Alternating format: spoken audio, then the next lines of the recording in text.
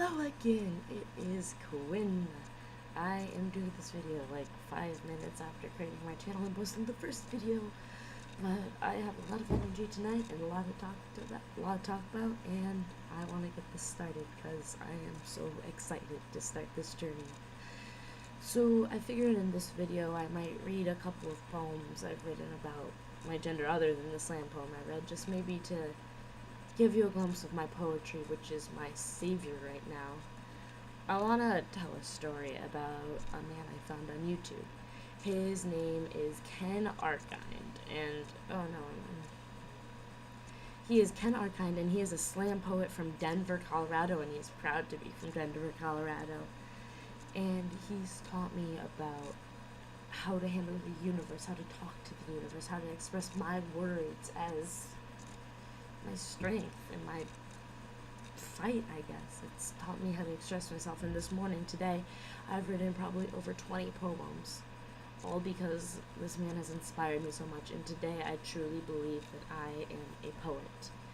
And so I guess since I'm talking about all this poetry, I should probably read a few. So I got my poetry notebook right here. I'm excited to fill it up.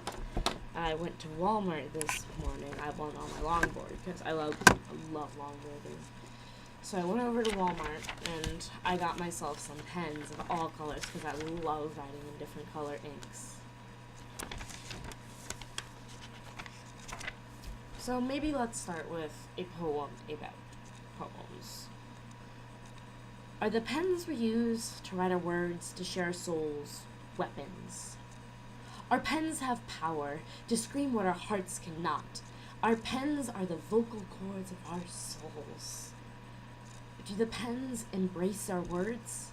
Do they have the thrill of leaving the mark on the page? Do they feel the soul of the trees that gave their life and their life after death so we can write? Do the trees take pride in immortalizing our words and hearts? Do the trees continue to grow because of the energy we're pouring into them using the pens?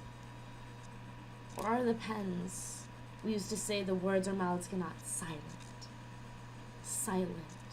like a person who hasn't found their voice? Let us use the pens and people and sing together, louder than 1,000 oppressors, louder than 10,000 oppressors, louder than all of them. Thank you to the pens that gave me a voice.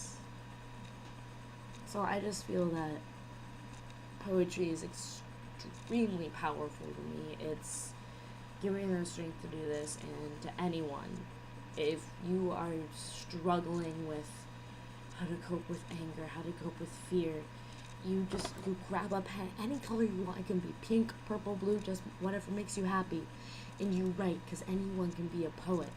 You just find the words that only you can say, because everyone has something that is unique to them to say, no matter who they are. And sappy, I know. So, because the next poem I wanted to read is more about my gender dysphoria I experience, mainly in regards to my breasts. Since I want to present as a male, it causes me pain to be called a female. I want to look like a guy, I'm not quite there yet. I have a very hourglass figure that I would give to people. I do not like it. It is not a blessing, it is a curse. And I'm working out. I'm like longboarding 2 miles every day. I walk up 4 flights of stairs to my class every single day, and I refuse to take the elevator. But anyways, I digress. The poem.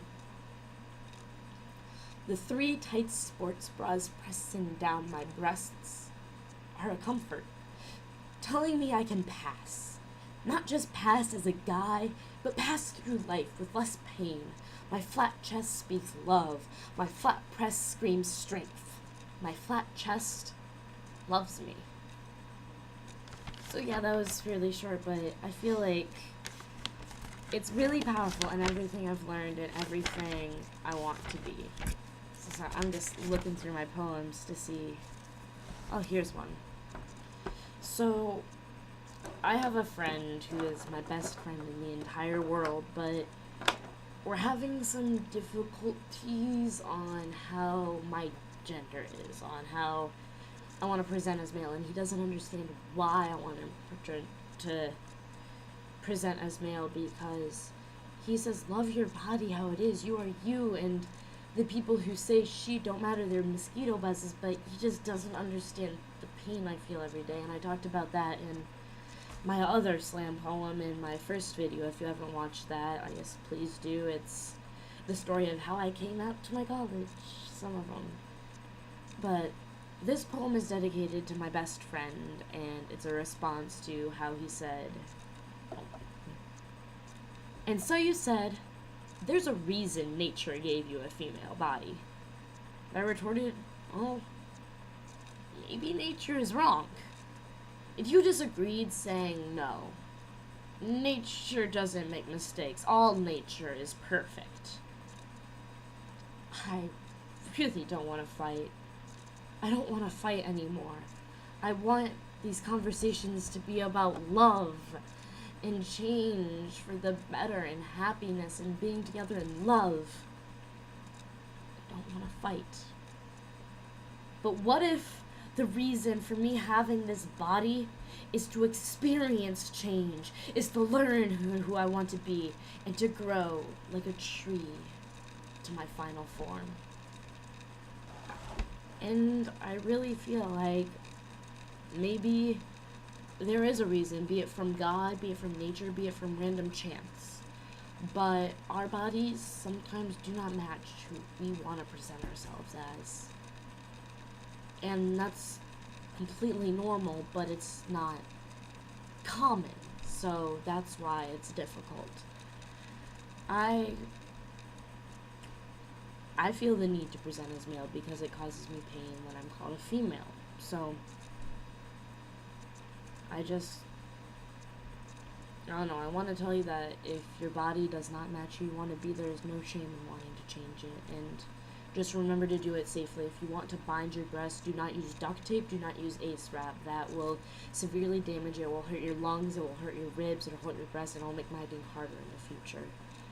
So, yes, I'm still working on passing myself also. I mean, I want to order an actual binder from Amazon soon as I get a debit card, so I can order stuff online.